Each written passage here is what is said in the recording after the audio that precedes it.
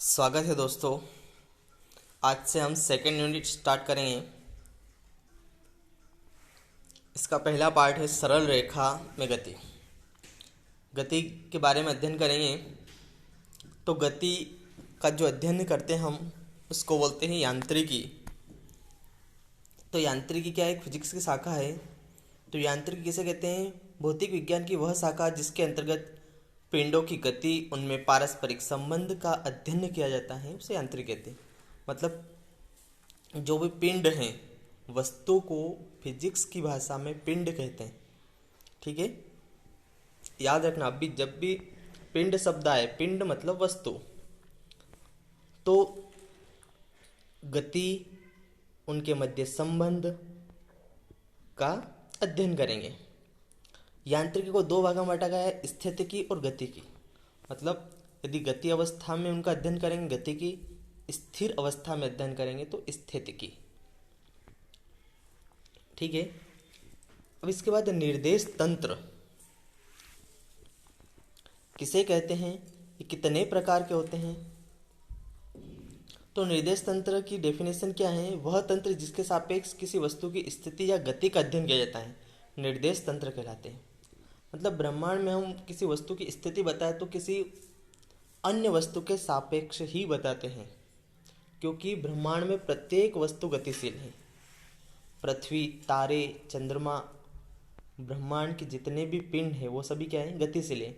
तो हम भी पृथ्वी पर किसी वस्तु की गति बताते हैं तो पृथ्वी को स्थिर मानते हैं। हम पृथ्वी को क्या मानते हैं? स्थिर मानते हैं। लेकिन वास्तव में पृथ्वी भी क्या है? गति करती है। तो वह तंत्र जिसके सापेक्ष किसी वस्तु की स्थिति या गति का अध्ययन किया जाता है निर्देश तंत्र कहलाता है। ठीक है। निर्देश तंत्र दो प्रकार के होते हैं, जड़त्वीय निर्देश तंत्र और अजड़त्वीय निर्देश तंत्र।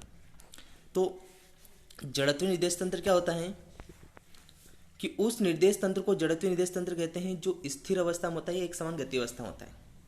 मतलब ऐसी वस्तु जो या तो स्थिर है और जो एक समान गति अवस्था में। तो पृथ्वी बोल सकते हैं हम कि एक समान गति अवस्था में है। जो भी सारे जितने भी ग्रह हैं, चंद्रमा है, इनकी गति क्या होती है? एक समान गति होती है। तो इनको जड़त्वीय निर्देश फ्रेम बोल सकते हैं। और ये फ्रेम न्यूटन के गति के नियम लागू होते हैं इनमें।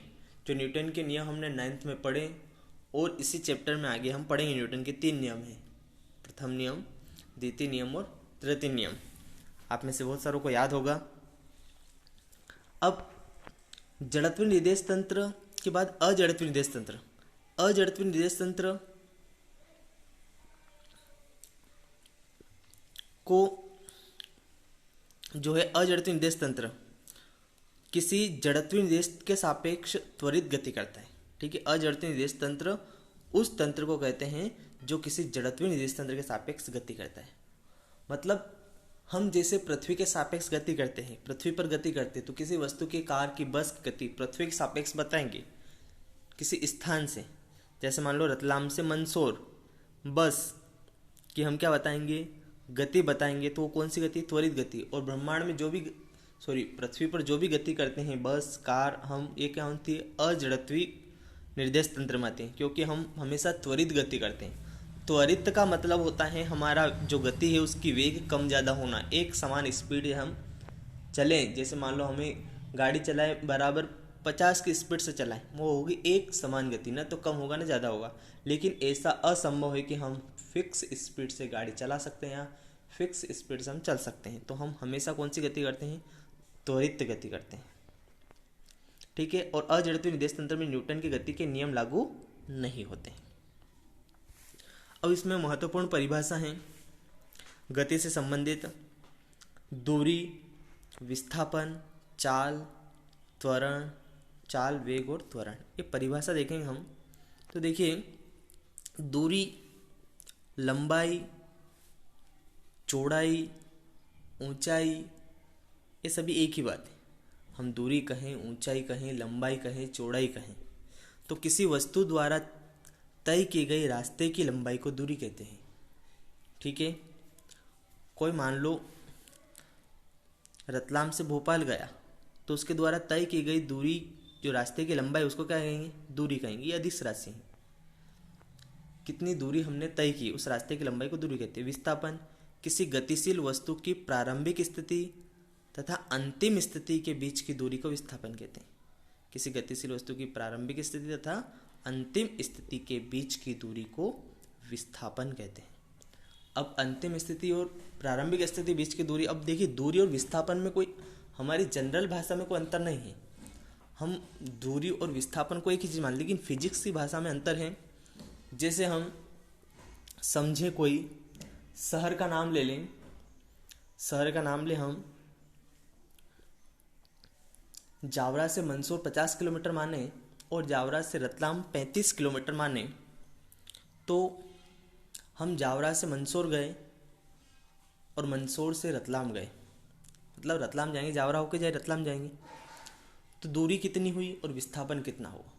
तो देखिए जावरा से मंदसौर गए 50 किलोमीटर, मंदसौर से वापस जावरा आए 50 किलोमीटर, कितने हो गए 100, फिर जावरा से रतलाम गए 35 किलोमीटर, कितने हो गए 135 किलोमीटर।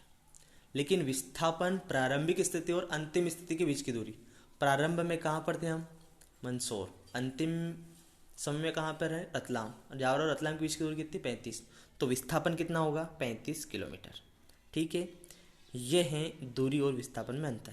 विस्थापन क्या होता है, प्रारंभिक स्थिति और अंतिम स्थिति के बीच की दूरी, और ये क्या है सदिश राशि, इसमें दिशा का महत्व रहता है। ठीक है, क्योंकि हम रतलाम से कहाँ जाएंगे, मंदसौर, अगर प्लस की है तो मंदसौर से वापस रतलाम आएंगे तो दूरी क्या हो जाएगी माइनस की, तो +50 -50 क्या हो जाएंगे, कैंसिल हो जाएंगे। चाल, चाल और वेग, जैसा ही अंतर हमने दूरी और विस्थापन में समझा, ऐसा ही क्या है चाल और वेग में। चाल में दिशा का महत्व नहीं है, वेग में दिशा का महत्व है। ठीक है, किसी वस्तु द्वारा एकांक समय में चली गई दूरी को चाल कहते हैं। चाल बराबर दूरी बटे समय। चाल एक अदिश राशि है। चाल का ऐसे मात्रक मीटर पर सेकंड होता है। क्या होता है, मीटर प्रति सेकंड। ठीक है, दूरी की मात्रक मीटर और समय का सेकंड, तो मीटर पर सेकंड। इसका विमी सूत्र होता है m0LT, LT -1। ठीक है, समय ऊपर जाए तो क्या हो जाएगा -1। विमी सूत्र क्या होगा इसका, m0LT -1। ठीक है, इसके बाद इसी प्रकार वेग, कोई वस्तु एकांक समय अंतराल में किसी दिशा में जितनी विस्थापित होती है, ठीक है, जितनी क्या होगी विस्थापित होगी, उसे क्या बोलेंगे, उस दिशा में उस वस्तु का क्या कहेंगे, वेग। वेग बराबर क्या होता है, विस्थापन बटे समय अंतराल। चाल बराबर क्या होता है, दूरी बटे समय, और वेग बराबर क्या होगा, विस्थापन बटे समय अंतराल। ठीक है, एकांक समय अंतराल में किसी दिशा में विस्थापित होती है, किसी एक दिशा में, इसमें दिशा का महत्व है, उसे उस दिशा में वस्तु का वेग कहते हैं। वेग एक सदिश राशि, इसका मात्रक भी मीटर पर सेकंड होता है, विमी सूत्र भी सेम होता है, लेकिन अंतर क्या है, चाल एक सदिश राशि और वेग क्या है, अदिश राशि।